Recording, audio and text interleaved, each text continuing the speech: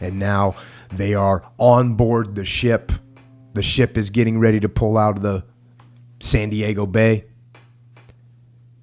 Back to the book. The wives remained on the dock long after we had gone aboard.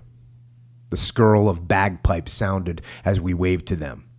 PFC Timmy Killeen, Able Company, stood on the fantail of the Okanagan, and his bagpipes filled the fading afternoon with the Marines' hymn.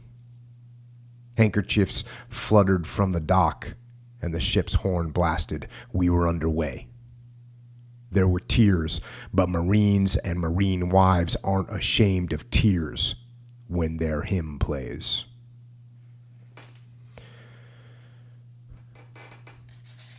So now they're heading over to Korea. They're in cramped quarters. I've done a couple deployments on board ships, and there's amphibious ships is what they're called. And these ships were meant to take people overseas. The ones that I deployed on were what drove soldiers to Vietnam.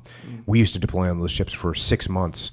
But it's just really cramped. You know, they're basically like a cattle car, a giant cattle car, a cattle ship. And they just pack everyone on there. It's really tight.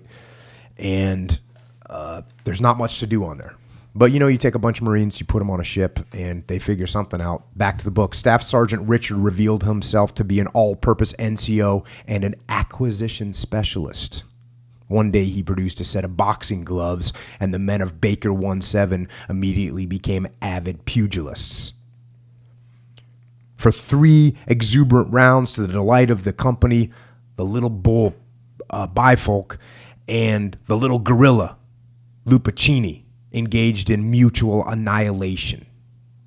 When Sergeant Richard clanged his mess gear to end the brawl, the troops and much of the ship's crew were in a cheering frenzy. It had been a grand fight. Both men were covered in blood and bruises, and at the final clang, they wrapped arms and leaned against each other, exhausted.